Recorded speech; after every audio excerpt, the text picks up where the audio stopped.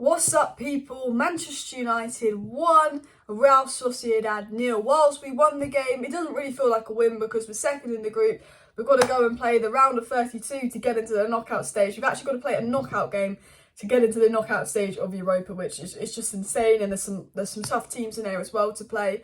And I don't think we've played great, especially that second half. We can look at the ref. I could look back at the penalty decision in the first game at Old Trafford against Sociedad and go, why was there a penalty on Lisandro Martinez, And I could look at the ref for this game, and I think the refereeing in the Europa League in terms, it's just been dreadful. And if it wasn't for the dreadful refereeing giving Sociedad a penalty in the first game when they won 1-0, yeah, we would have topped the group. Yeah, we would have gone through. But at the end of the day, I could sit here and I could talk about the ref, but United weren't good enough.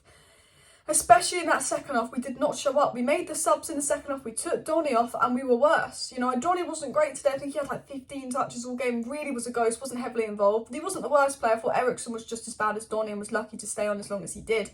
But even when we took Donny off, nothing changed.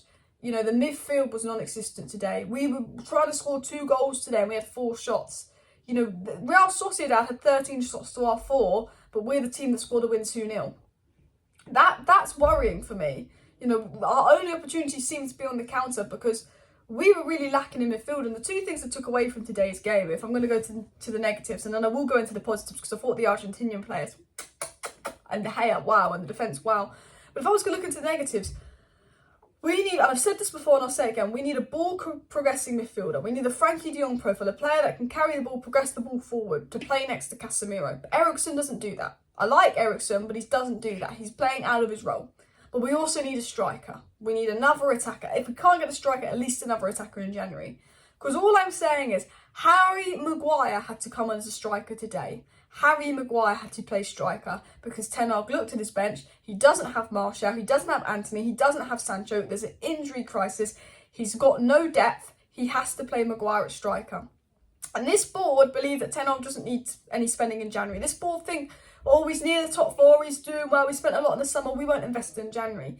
There is a killer opportunity for Manchester United to finish in the top 4 this season because Spurs are met, Chelsea got a new manager, they're adapting, and Liverpool are met. There's a perfect opportunity for United to get top 4. It's in our grasp. But if Liverpool go and spend, and Chelsea go and spend, and Newcastle go and spend, they will get top 4 and not United, like happened last season. Arsenal could have got top 4, Spurs spent, Arsenal missed out. Ten Hag is doing a great job, but if he's having to play Maguire as a striker against a team like Sociedad to try and win the Europa League group, there's something missing from that squad.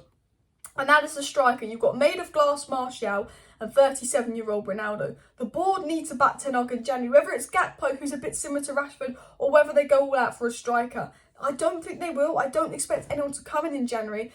But it's so needed because if I look at that game, I look at the final third. Where was the link up in the final third? Nothing. Where was anything in the final third? Nothing. Created nothing. A lot of it comes down to Eriksen and Donny and Bruno in the midfield, but a lot of it does string down to the attack. Nothing was created. We did nothing. 4 shots. If it wasn't for Garnacho moments of brilliant, there wouldn't have been anything. The only positive in that game was first half Garnacho, who was just electric when he got the ball. He was absolutely electric when he got the ball. He was causing loads of problems. First half Garnacho down the left was brilliant. Great assist from Ronaldo, but all in all, it wasn't good for United. The final third, we are poor, and this is the story of our season. Defence is solid. We're so good off the ball. We're being brilliant off the ball, defending like a unit. Defenders, De Gea, fantastic. On the ball, we're giving away possession sillily. We're being sloppy with passes.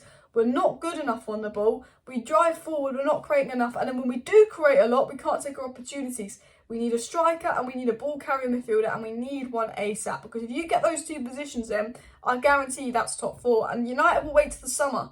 And I think it's not worth waiting till the summer. I think it's worth getting someone in January, especially when there's players Ten Hag want who will be available in January that would like to move to Manchester United. Because I look at Ten Hag, I think he's a great manager. I fully back Ten Hag. He changed to a 3-3-1-3 system with Lisandro Martinez, Delot, and Shaw being the centre backs, and a midfield 3 of McTominay, Casemiro, and Fred, and then a Bruno as a 10, and then a front 3 of Garnacho, Bruno, Ronaldo. I like Ten Hag. I like that he took risks. Did he get the subs wrong? I guess yes, because they made no impact, and I think we were worse in the second half. We might as well kept the same team in the first half because we came out worse in the second half.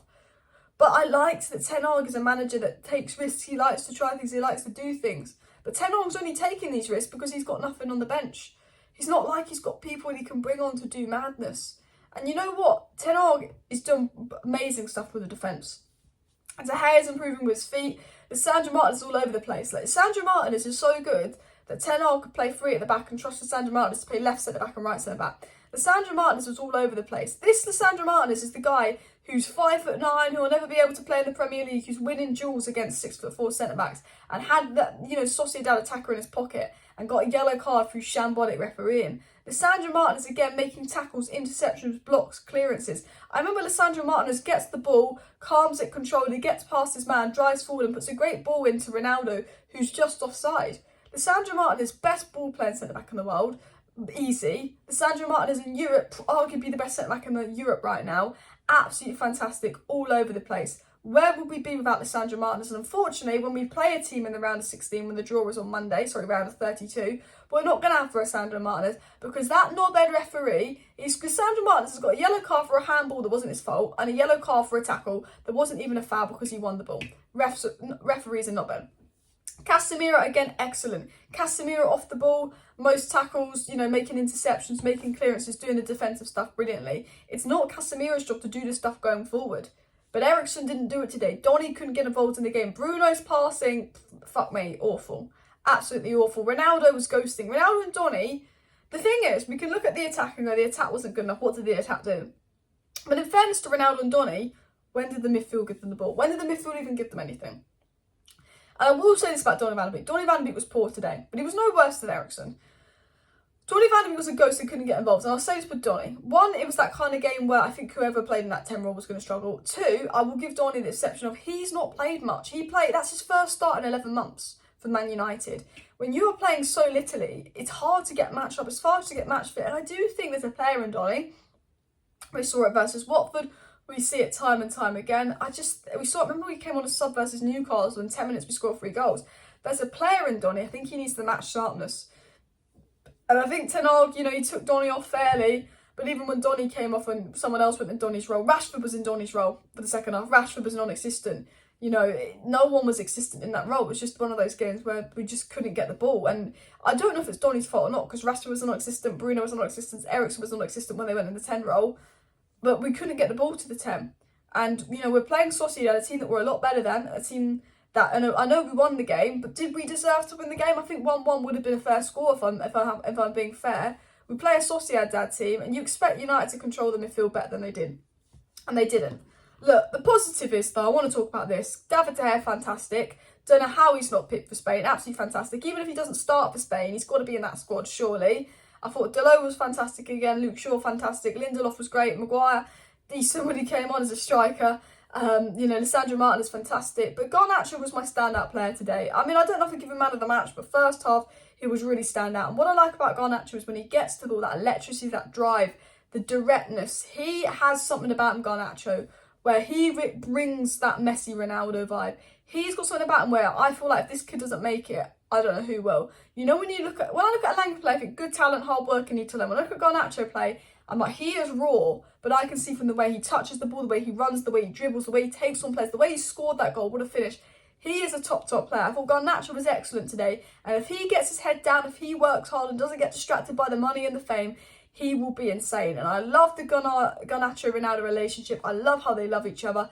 I love it all. And thank God Garnacho scored that goal today because he brought the electricity. And Sancho will be panicking because Garnacho's running, taking on man. He's a direct winger that can take the ball from outside the box to in and make things happen. And United needed that today. But the rest of the attack did not show up. Guys, smash that like button, subscribe down below. I will be back tomorrow to talk more about the game, the news and general stuff as well. So see you tomorrow night, guys. Please do subscribe, share and bye.